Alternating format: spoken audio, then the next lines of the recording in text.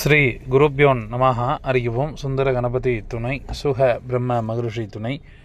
ஆன்மீக செல்வர்களே, கிரிக்கெட் நேயர்களே, IPL 2025 இந்தியாவில் சிறப்பான முறையில் நடைபெற்று வருகின்றது. இதுவரை 45 போட்டிகள் நிறைவு பெற்றுள்ளன. 45வது போட்டி மும்பை இந்தியன்ஸ் மற்றும் லக்னோ சூப்பர் ஜெயின்ஸ் அணிகள் இடையே நடைபெற்று வருகின்றது.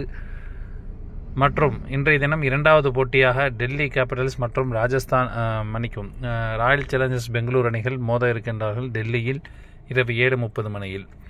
அதற்கு முன்பாக சென்ற போட்டி நடைபெற்று வருகின்றது. எனவே முழுமையான ரிசல்ட் என்பது தெரியவில்லை. இருந்தாலும் நாம் கூறியது போலவே மயங்க் யாதவ் மயங்க் யாதவ் உள்ளே வந்திருந்தார். அவர் நம்ம டெலிகிராம் லிங்கில் எடுக்க சொல்லியிருந்தோம். அவர் விக்கெட் எடுத்திருக்காரு.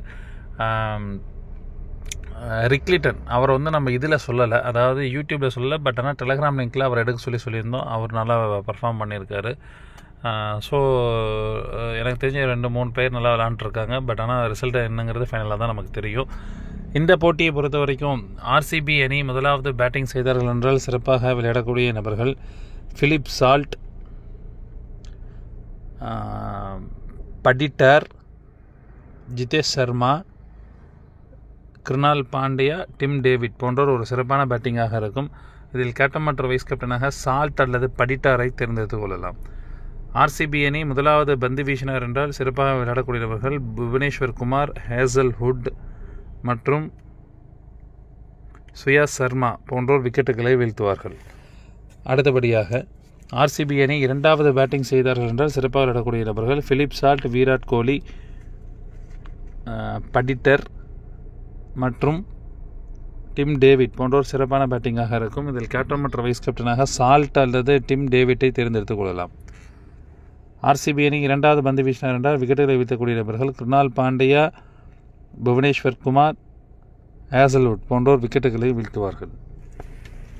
டெல்லி கேபிட்டல்ஸ் அணி முதலாவது பேட்டிங் செய்தார்கள் என்றால் சிறப்பாக விளையாடக்கூடிய நபர்கள் கருண் நாயர், KL ராகுல், அக்ஷர் பட்டேல் மற்றும் விப்ராம் நிகாம் போன்றோர் சிறப்பான பேட்டிங்காக இருக்கும். இதில் கேப்டன் மற்றும் வைஸ் கேப்டனாக நாயர் அல்லது அக்ஷர் பட்டேலை தேர்ந்தெடுத்துக் கொள்ளலாம். டெல்லி கேபிட்டல்ஸ் அணி முதலாவது பந்து வீசினார் என்றால் விக்கெட்டுகளை வீழ்த்தக்கூடிய நபர்கள் மிச்சல் ஸ்டார்க், முகேஷ் குமார் மற்றும் விப்ராம் நிகம் போன்றோர் விக்கெட்டுகளை வீழ்த்துவார்கள். டெல்லி கேபிட்டல்ஸ் அணி இரண்டாவது பேட்டிங் செய்தார்கள் என்றால் சிறப்பாக விளையாடக்கூடிய நபர்கள் கருண் நாயர், KL ராகுல், அக்ஷர் பட்டேல் போன்றோர் சிறப்பான பேட்டிங்காக, ட்ரிஸ்டான் ஸ்டப்ஸ் போன்றோர் சிறப்பான பேட்டிங்காக இருக்கும். இதில் கேப்டன் மற்றும் வைஸ் கேப்டனாக அக்ஷர் பட்டேல் அல்லது கருண் நாயரை தேர்ந்தெடுத்துக் கொள்ளலாம். டெல்லி கேபிட்டல்ஸ் அணி இரண்டாவது பந்து வீசினார் என்றால் சிறப்பாக பந்து வீசக்கூடிய நபர்கள் ஸ்டார்க், குல்தீப் யாதவ், முகேஷ் குமார் போன்றோர் விக்கெட்டுகளை வீழ்த்துவார்கள். நேயர்களே, இந்த போட்டியில் முதலாவது ஹிண்டாக இடது கை பேட்ஸ்மேன், அதாவது இடது கை ஆல்ரவுண்டர் கேப்டன் வைஸ் கேப்டனாக வரக்கூடிய அமைப்பும் மற்றும் இடது கை பந்து வீச்சாளர் கேப்டன் வைஸ் கேப்டனாக வரக்கூடிய அமைப்பு அப்படிங்கிறது இன்றைய தினம் இருக்கின்றது. இரண்டாவது ஆப்ஷனாக நடுவில் மழை பெய்யக்கூடிய ஒரு அமைப்பும் இந்த ஆப்ஷனில் இருக்குது.